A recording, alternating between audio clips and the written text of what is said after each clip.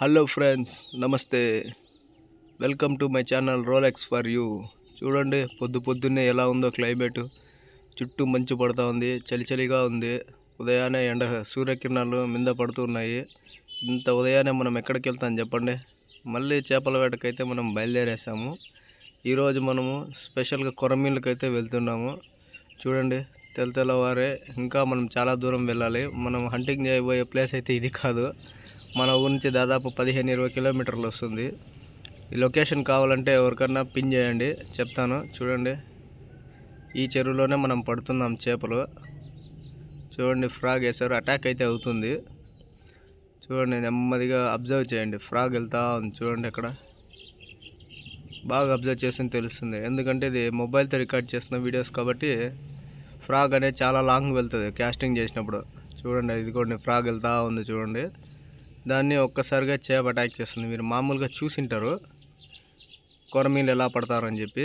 చూడండి, ఇప్పుడు ఫ్రాగ్ వేసారు చూడండి, ఎంత లాంగ్ వెళ్ళిందో. ఆ చెట్లు కాపక్క వరకు వెళ్ళింది. నిదానంగా అబ్జర్వ్ చేయండి. చేపలు అయితే అటాక్ చేస్తాయి. ఒక్కసారిగా అటాక్ చేస్తుంది కూడా మనకు క్లియర్గా కనిపిస్తుంది. చూడండి ఫ్రాగ్ వస్తా, అదిగో అటాక్ మిస్ అయింది. గమనించారో లేదో మీరు? కావాలంటే రివర్స్ ఫార్వర్డ్ చేసి చెక్ చేయండి ఒక్కసారి. అటాక్ అయితే మిస్ అయింది ఫ్రెండ్స్. చూడండి, అలాగే మళ్ళీ 1-2 సార్లు అటాక్ అనేది జరుగుతుంది. యాక్చువల్గా మీరు అబ్జర్వ్ చేస్తేనే తెలుస్తుంది దీంట్లో ఎలా పడతారు కొరమీన్లు అనేది. అబ్జర్వ్ చేయండి ఒకసారి. మళ్ళీ 1-2 సార్లు వేసి చూస్తారు. ఒకసారి అటాక్ చేసిందంటే మళ్ళీ అక్కడ ఫ్రాగ్ వెళ్ళిందంటే ఖచ్చితంగా అటాక్ అయితే చేస్తుంది. అది ఎలా మిస్ అవుతుందంటే, అటాక్ చేసినప్పుడు అది మనకి ఫ్రాగ్ని తింటుంది లేదా కొరుకుతుంది. ఆ టైంలో మనం దాన్ని లాగినప్పుడు చేప లాక్ అవుతుంది. లాక్ కాకుండా మిస్ అయింది అనుకోండి, చేపకు దెబ్బ తగిలి, అప్పుడు చేప మళ్ళీ ఇంకోసారి అక్కడికి రాదు, అటాక్ చేయడానికి అస్సలు రాదు. అందువలన అటాక్ అది చేసినప్పుడు మిస్ అయిందంటే మళ్ళీ మనం ట్రై చేయొచ్చు, అక్కడికి వేయచ్చు మళ్ళీ 1-2 సార్లు. నేను కూడా చేపలు అయితే పట్టాను, కానీ వీడియో తీసేవాళ్ళు లేరు. అందుకోసం మా ఫ్రెండ్దే నేను వీడియో తీస్తున్నాను. బాగా చూడండి, అటాక్ చేస్తుంది నిదానంగా. చూడండి చేయలేదు ఫ్రెండ్స్. అదే అక్కడ 2-3 సార్లు అటాక్ చేసింది నేను వేసినప్పుడు కూడా. బట్ చేప అయితే లాక్ కాలేదు. చేపలు పట్టాం, కానీ తీయడానికి సరైన సమయం లేదు, ఎందుకంటే వాటర్లో ఉన్నాం కాబట్టి. లాస్ట్లో మీకు పట్టిన చేపలన్నీ చూపిస్తాను, ఒకసారి చూద్దురు. చూడండి, ఈసారి మళ్ళీ అటాక్ చేస్తుంది అనుకుంటాను. 2-3 టైమ్స్ చేసింది రికార్డ్ చేసేటప్పుడు కూడా అటాకింగ్.